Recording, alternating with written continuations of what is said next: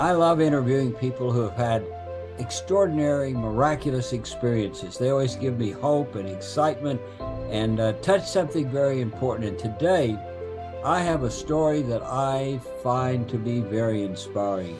So hang on, I've got a story for you.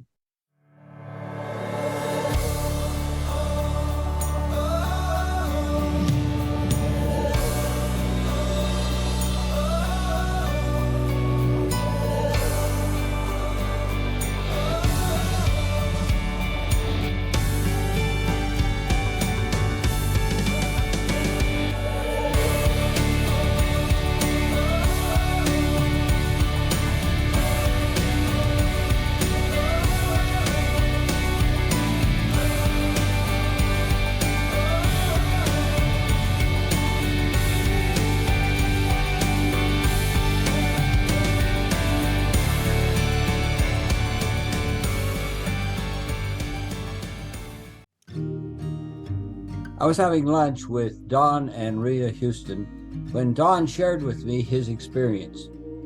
Don had a problem that Rita was very much aware of.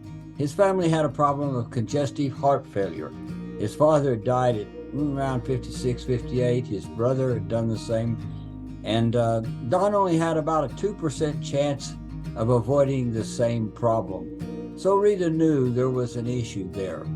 Well, in the midst of all of that, Don got acute bronchitis. And when he would sleep, it would make a very resounding noise. So she had tended to sleep in the other bedroom. On this particular night, she decided to stay with him. And she drifted off to sleep until she heard a very different kind of noise, a kind of rattling. And she woke up immediately because it sounded like a death rattle. She tried to shake Don, and she couldn't wake him.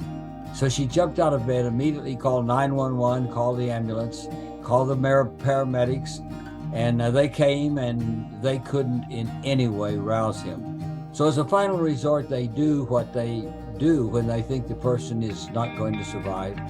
They stick terrible needles into the person's feet, and if there's no reflex, then they're pretty sure it's all over. And so they did that to Don Houston.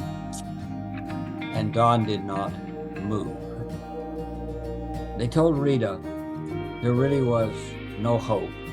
At the very best, he might be in a nursing home somewhere, kept on ventilators or something of that sort. But they gave her the grim news. They'd take him to the hospital. They'd hook him up on machines. But they saw no future for Don Houston. And so they did. Rita called his daughters. They came, each one holding a hand on one side, on the other, in case he should move, put all the paraphernalia on him. And Rita began to pray, "Oh, Jesus, help us, help us, help us." And where was Don while this was going on? Don Houston woke up in a big white room, like a hospital room. It had windows here and there around the room. He looked around and a voice said, "Don, you've had a heart attack." Laid back down in the bed, looked at the windows, and figures kept walking by.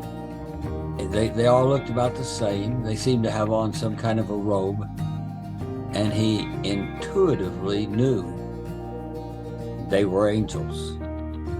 After a period of time, one of them came in and said, "Don, it's time to go."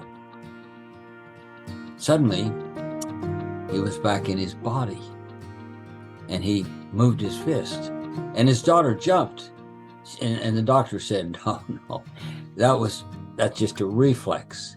And then the doctor took the other hand, and he gripped it, and Don held onto his hand. And the doctor jumped back in dismay and went out and called the other doctors to come in because he was alive. And Don opened his eyes. His wife, Rita, leaned over, and his eyes had been a kind of greenish brown color, and now they were bright blue. In astonishment, she looked at him and she said, "Don, do you know what's happened?" And he said, yes, I had a heart attack. She said, how do you know you had a heart attack? He said, because God told me. And Don Houston just got well. As I listened to his story, I said, Don, there must be some reason for this. And he said, there is.